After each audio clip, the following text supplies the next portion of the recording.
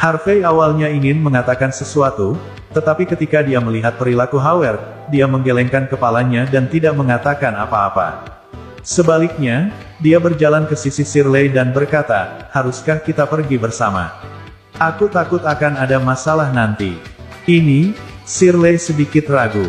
Dia memang memiliki hubungan yang baik dengan Harvey selama kuliah, tetapi jelas, Howard adalah karakter utama malam ini. Jika dia pergi sekarang, apakah dia tidak akan menyinggung Howard? Di sisi lain, ketika Howard melihat bahwa Harvey masih ada di sana dan bahkan terhubung dengan teman sekelas yang cantik, Shirley, wajahnya menjadi gelap.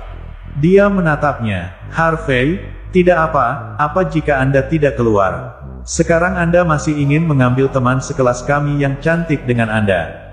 Kau pikir kau siapa? Apakah Anda orang yang sukses?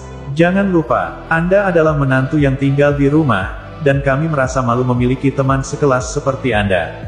Itu benar, semua teman sekelas kami melakukannya dengan sangat baik. Kau memalukan.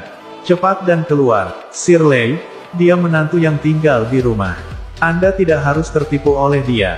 Howard adalah karakter utama malam ini. Teman sekelas ini telah berada di masyarakat selama beberapa tahun. Mereka tidak begitu mampu tetapi semuanya sangat pandai menyanjung. Pada saat ini, mereka semua menghina Harvey dengan ceroboh. Harvey mengerutkan kening. Jika bukan karena takut Shirley akan mendapat masalah nanti, dia tidak ingin mengatakan apa-apa lagi. Sementara itu, Howard melihat Harvey masih belum pergi dan merasa kehilangan muka. Dia mengeluarkan kartu bank dan melemparkannya ke meja makan. Dia mencibir. "Pelayan, Bill, tolong. Jika seseorang tidak menyerah, maka saya akan membiarkan dia melihat bahwa dia tidak pernah mampu membeli makanan ini seumur hidup." Banyak orang tersentak setelah melihat gerakan Howard. Kartu perak, hanya orang dengan lebih dari 1 juta aset yang dapat mengajukan permohonan untuk itu. Mereka tidak pernah berpikir bahwa Howard memiliki prestasi seperti itu di usia muda. Penampilan bisa menipu. Di sisi lain, Harvey miskin dan pecundang. Bagaimana bisa kesenjangan antara dua orang begitu besar? Benar saja, bahkan Wendy tidak bisa membantu tetapi melihat Howard beberapa kali ketika dia melihat kartu perak ini. Tampaknya orang ini cukup mampu. Howard senang ketika dia melihat mata si cantik yang menyetujui. Dia menatap Harvey dan melanjutkan. "Tidak, tiba-tiba aku berubah pikiran lagi. Pelayan, mari kita pergi malam ini Belanda. 1 untuk bagiannya dan sisanya akan ada pada saya. Tolong bantu saya memisahkan tagihan menjadi 2. Pelayan itu mengangguk dan turun. Shirley merasa tidak enak untuk Harvey saat ini. Bukankah lebih baik jika dia pergi sekarang? Makanan untuk malam ini diperkirakan puluhan ribu, dan konsumsi rata-rata per orang akan lebih dari 1.000. Bisakah Harvey membayar tagihannya? Shirley menghela nafas ketika dia memikirkan hal ini. Dia diam-diam mengeluarkan kartu banknya. Dia harus membantu menyelesaikan tagihan untuk Harvey agar tidak mempermalukannya. Pada saat ini, pelayan yang memegang kartu, dan seorang pria yang tampaknya menjadi manajer berjalan cepat ke kamar pribadi. Pelayan itu membungkuk ke arah Howard dengan tatapan minta maaf dan berkata, "Pak, maaf, saldo di kartu Anda tidak mencukupi." Howard tertegun sesaat. Dia kemudian berkata dengan marah, "Apakah kamu bercanda? Saya masih memiliki jutaan di kartu saya, bagaimana Anda bisa memberitahu saya bahwa saldo tidak mencukupi?" "Ya, Pak, maafkan aku. Makanan untuk malam ini sekitar 1,8 juta dolar. Anda masih harus membayar 1,7 juta dolar setelah dikurangi bagian pria ini." Puff. Harvey hampir tertawa terbahak-bahak ketika mendengar nomor itu. Tampaknya tidak sopan. Howard ini memang aneh.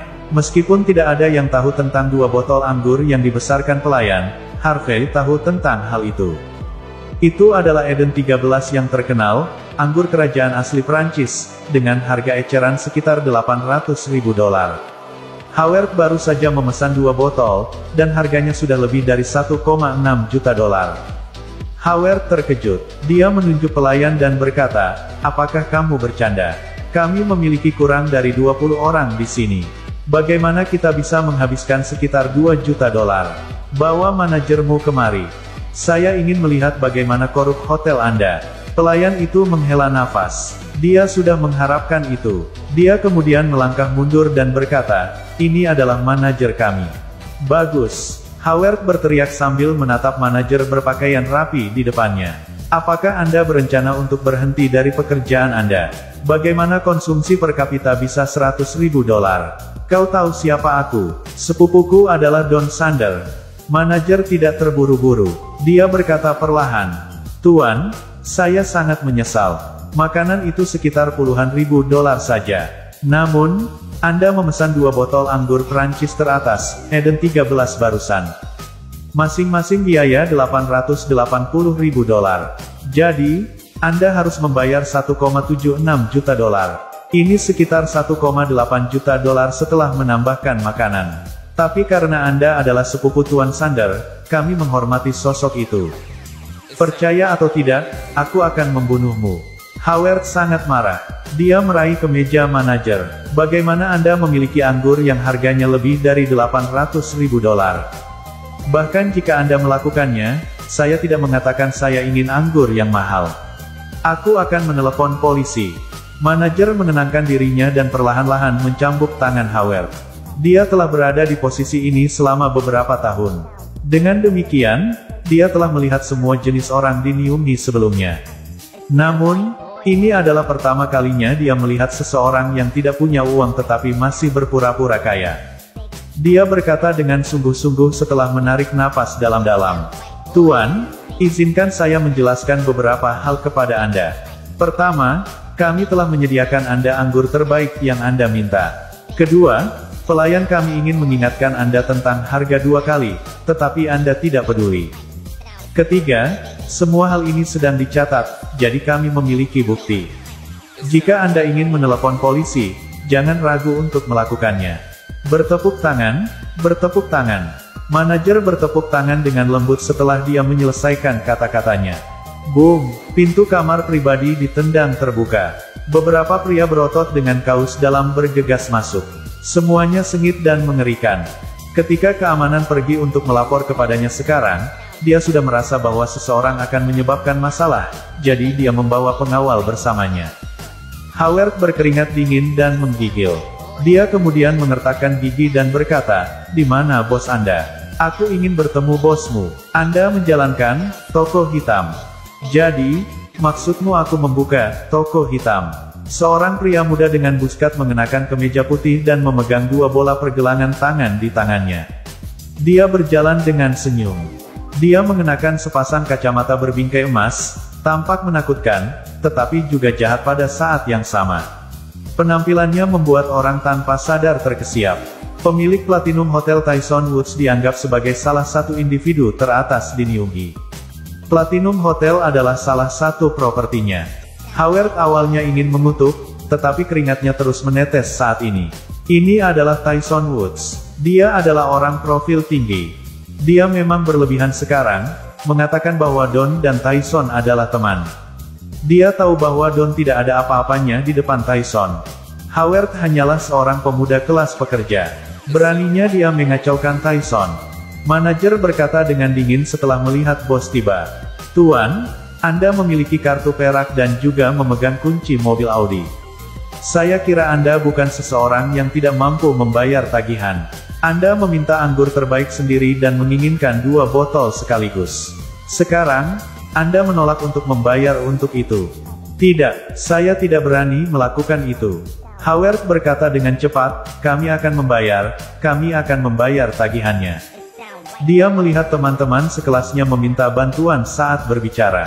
Dia hanya memiliki lebih dari $1 juta tersisa di kartunya. Ini adalah seluruh kekayaan yang telah dia kerjakan selama beberapa tahun terakhir. Dia bahkan membeli Audi melalui pinjaman angsuran. Bagaimana mungkin baginya untuk mengambil $2 juta sendiri? Teman sekelas yang menyanjungnya barusan semua melihat ke arah lain. Anda ingin pamer dan meminta anggur paling mahal sekarang. Apa maksudmu? Sekarang, Anda ingin kami untuk membantu Anda membayar? Mustahil. Tyson segera melihat melalui pikiran mereka. Dia perlahan berjalan mendekat dan menepuk wajah Howard 2 kali. Dia kemudian berkata, "Boy, jika Anda tidak punya uang, jangan berpura-pura menjadi kaya, tetap low profile, oke?" Ya, Ya, kamu tidak perlu membayar tagihan malam ini. Tyson tersenyum. Tapi dengan satu syarat, tolong katakan itu. Kumohon, aku akan melakukan yang terbaik, kata Howard dengan ekspresi memohon. Tyson tersenyum jahat. Biarkan dia dan dia menemaniku. Tatapannya menyapu Wendy dan kemudian jatuh pada Shirley. Kedua gadis ini, yang satu seksi dan yang